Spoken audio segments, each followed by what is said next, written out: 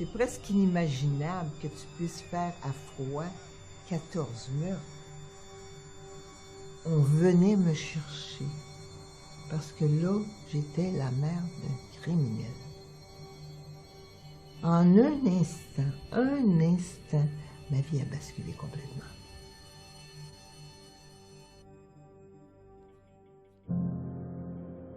Le 6 décembre 1989, on annonçait une terrible nouvelle. Un jeune tireur fou était entré à l'école polytechnique de Montréal, avait abattu 14 jeunes filles et s'était enlevé la vie. Tu peux pas t'imaginer qu'au Québec, on voit ce genre de choses-là. Le mercredi, j'allais à une réunion de prière. J'étais déjà chrétienne depuis au moins 8 ans. J'ai été comme poussée à demander la prière pour la maman de ce jeune garçon. Ça doit être terrible pour une mère d'apprendre que son fils vient de commettre 14 meurtres. Et le lendemain matin, j'étais avec mes consoeurs. Et là, de quoi parlaient les gens, vous pensez? De Polytechnique. Et là, j'ai entendu tous les commentaires de mes consoeurs infirmières. Quelle sorte de mère que ça prend pour mettre au monde un fils qui fait un tel geste? C'est une sans dessein, des beaux termes comme ça qu'on utilisait. Donc, j'ai décidé d'aller au bureau, faire quelques copies. Normalement, un jeudi soir, tous les bureaux sont fermés. Mais ce soir-là, beaucoup d'effervescence, des lumières allumées, tout le monde est présent dans le bureau. Et je vois mon directeur qui vient sur un ton de panique, qui me dit « Va dans ton bureau, j'ai affaire à te parler. » Wow! Mais qu'est-ce que j'ai fait ou qu'est-ce que j'ai pas fait pour mériter un tel accueil? Alors, je me rends dans mon bureau, j'ai beaucoup de messages téléphoniques et je vois un message d'un de mes frères. Je l'entends dire au téléphone « On pense que c'est Marc. » Quoi? La surprise. J'aurais jamais pu imaginer que ce soit mon fils, jamais. Ça ne m'est même pas passé par la tête. Je me suis effondrée. On venait me chercher. Puis je vois ces gars-là, puis là, il faut que je les suive.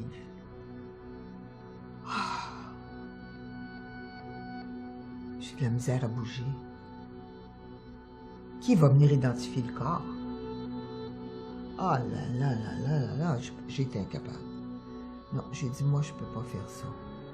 Et on m'interroge, et on m'interroge, et on m'interroge pendant des heures. Comme s'ils voulaient savoir toute l'histoire des 25 ans de mon fils en l'espace de quelques heures. On ne considère que la dernière heure. Autant pour mon fils que pour moi. Comme si ma vie n'existait pas avant ça. Et comme si mon fils, c'était juste un criminel.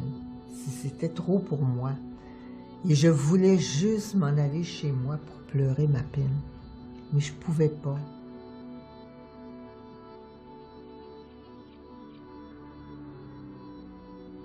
La honte va te porter à t'isoler, à te cacher. Et c'est ce que j'ai fait. Je n'étais pas capable de dire mon nom complètement. Si on me demandait mon nom, je disais Monique ou je disais Madame Lépine. À un certain moment, j'ai pris le nom de ma mère, que je n'ai jamais utilisé auparavant.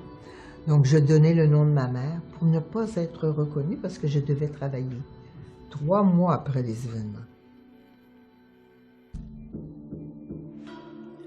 J'ai eu beaucoup de souffrances dans ma vie, à différents niveaux. Mais quand mon fils a commis ces gestes-là, c'est comme si tu étais transpercé dans ton être entier. Tu as porté cet enfant-là. Et tout à coup, il devient un criminel, un reclus de la société. J'ai été mère monoparentale, j'ai donné ma vie pour mes enfants. Et voilà que mon fils me remercie de cette façon-là. Je pense qu'il n'y a pas de souffrance plus grande que d'être la mère d'un criminel. La nuit arrive et je dois me coucher seule dans cette maison. Et là, l'angoisse vient. Dans le noir, on dirait que tout prend une autre dimension. Tout est amplifié.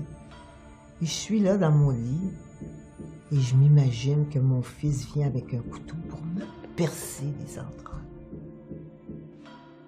Il n'aimait pas les féministes et j'avais l'impression d'être comme une féministe. Et je me disais, mais c'est peut-être à moi qu'il en voulait. Quand mon fils a commis ses gestes, c'est comme s'il était venu me tuer à l'intérieur de moi. Ma préoccupation à ce moment-là, je venais de perdre un enfant, il m'en restait une. Je voulais tout faire pour la protéger. Elle avait un mal d'être. Elle était honteuse à cause des gestes de son frère. Et plutôt que de se réfugier dans l'amour de Jésus, elle s'est laissée influencer autour d'elle par des mauvais amis et par des gens qui prenaient de la drogue. Plus tard, quand elle était accro à la cocaïne, j'ai su qu'elle était vraiment avancée dans la drogue. Et quand j'ai découvert ça, c'est comme si j'avais voulu la sauver de cette situation-là. Je voulais pour elle qu'elle puisse devenir sobre. Et ma fille ne voulait pas laisser sa drogue. Et j'ai découvert qu'elle faisait de la prostitution.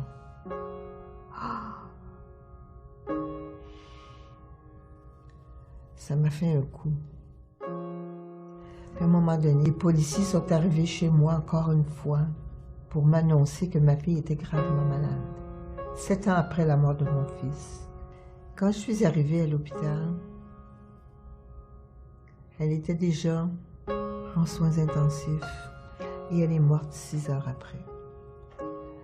Mais là, quand je suis revenue chez moi et que j'ai réalisé mon état, toute ma vie avait été concentrée pour mes 2 enfants et je n'en avais plus. Et je suis tombée dans une grande dépression. J'étais comme un vase brisé en 1000 miettes. Il n'y avait plus rien qui m'intéressait. Le jour, la nuit, j'avais pas le goût de rien. J'avais même plus le goût de vivre. Et je pense que j'aurais pu me laisser mourir en arrêtant de manger.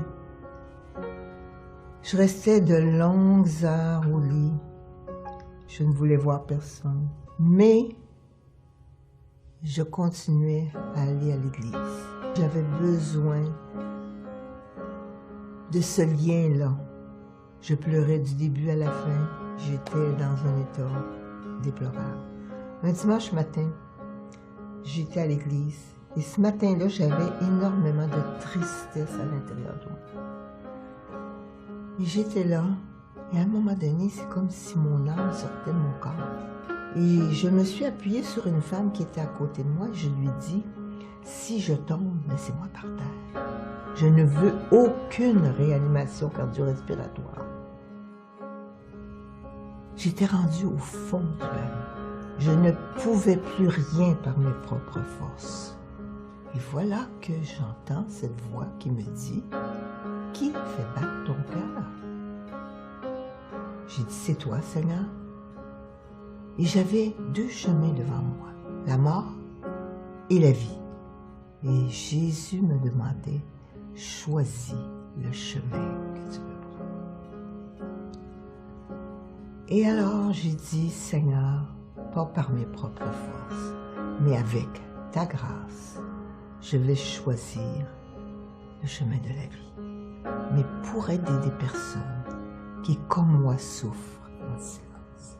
Et dès que j'ai pris la décision, il m'a redonné goût à la vie. J'ai vu des portes s'ouvrir devant moi, des portes de restauration, de reconstruction aussi. Dans ma vie, il y a eu beaucoup d'abandon. Premièrement, mon mari, mes enfants sur qui j'avais fondé de grands espoirs, qui, au moment où ils auraient dû commencer leur vie, me quittent, mais dans des situations tragiques. J'ai saisi que Jésus a dit qu'il ne nous laissait jamais seuls. Et j'ai développé cette confiance en Jésus. J'ai cherché mon Papa céleste. Il disait qu'il s'occupait de la veuve, de l'orphelin. Et j'ai dit, bien, c'est mon cas. Je suis veuve, je suis orpheline et j'ai besoin de toi pour me réapprendre à aimer. Je suis certaine que si Jésus n'avait pas été présent en moi, je n'aurais pas pu survivre aux 2 drames de ma vie. Il était présent en moi à tout instant.